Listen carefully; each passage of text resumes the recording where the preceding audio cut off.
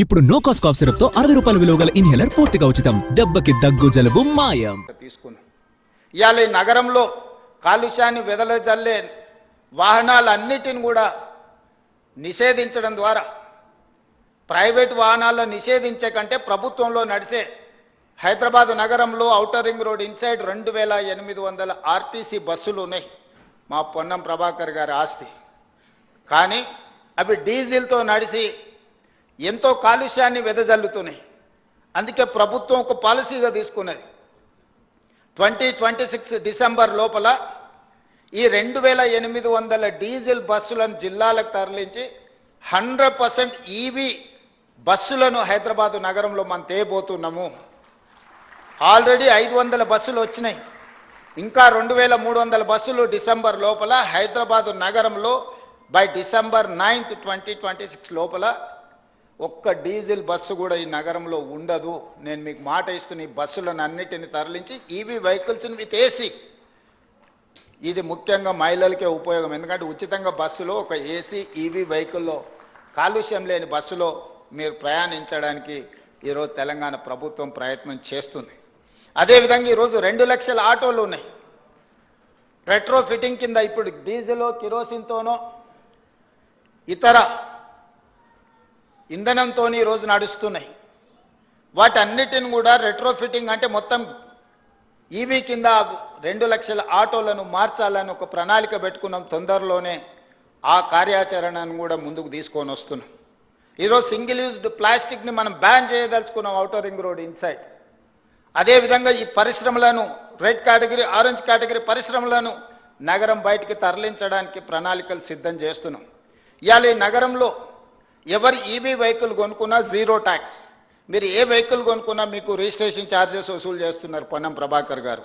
కానీ EV vehicle కొనుక్కుంటే zero tax. మీ cost ఎఫెక్టివ్గా వెహికల్స్ కొనుక్కోవడానికి ఈరోజు మనం ప్రయత్నం చేస్తున్నాం.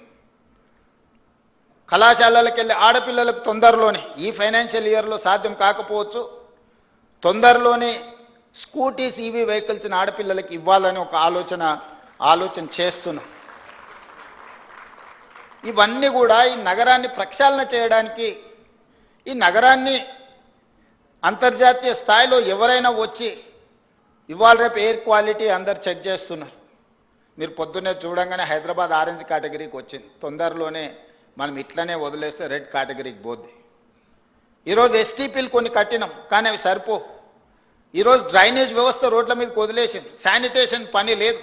ఈరోజు చెత్త ఎత్తమంటే 5000 ఆటోలు ఉచితంగా ప్రభుత్వం కొనిస్తే చెత్త ఎత్తాల్సిన ఆటో వాళ్ళు ఈరోజు మేము చేయము, మేము చేసిందే చెల్లుద్ది అన్నట్టుగా వ్యవహరిస్తున్నారు. ఒక పక్కన జర్నలిస్టులు రోడ్ల మీద చెత్త అడ్డగోలుగా ఉన్నదంటున్నారు.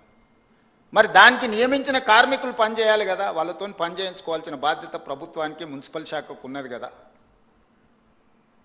దోమలు పెరిగినాయి అంటున్నారు. మూసీలో కాలుష్యం ఉందంటున్నారు. మూసీని ప్రక్షాళన చేయాలంటున్నారు. కానీ ప్రభుత్వం ఏం చేయకూడదు అంటున్నారు. దోమల్ని నియంత్రించాలన్నా, చెత్త ఎత్తాలన్నా, మూసీని ప్రక్షాళన చెయ్యాలన్న డిమాండ్స్ వచ్చినప్పుడు ప్రభుత్వానికి ఏ కార్యాచరణ చేపట్టొద్దు అంటున్నారు. ఏ కార్యాచరణ చేపట్టకుండా ఇవి ఎట్లా సాధ్యమవుతాయో జర్నలిస్ట్గా మీరు నాకు సూచన చేయండి. గుజరాత్ అహ్మదాబాద్ సబర్మతి రివర్ ఫ్రంట్ కట్టుకుంటుంది. 10,000 కుటుంబాలను తరలించింది అక్కడి నుంచి. వాళ్ళు సరైన ప్యాకేజ్ కూడా ఇవ్వలేకపోయారు. ఈరోజు ఢిల్లీ యమునా నదిని ప్రక్షాళన చేస్తారు. ఉత్తరప్రదేశ్ గంగా నది ప్రక్షాళన చేసిన మన గొప్పగా ప్రపంచానికి ప్రచారం కల్పించుకుంటారు. నాకేం అభ్యంతరం లేదు, మంచిది. It is an good program, activity. Why can't Musi river development? Ahmedabad Sabarmati river front చేసుకోవచ్చు, ఢిల్లీ యమునా నది రివర్ ఫ్రంట్ డెవలప్ చేసుకోవచ్చు, ఉత్తరప్రదేశ్ గంగా నది రివర్ డెవలప్ చేసుకోవచ్చు.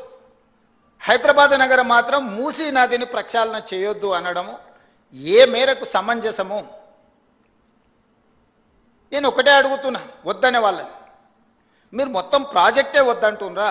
ప్రాజెక్టు నిర్మించేటప్పుడు నిర్వాసితులుగా మారే వాళ్లకు సరైన సహాయాన్ని అందించాలంటున్నారా? మీకు స్పష్టత ఉండాలి.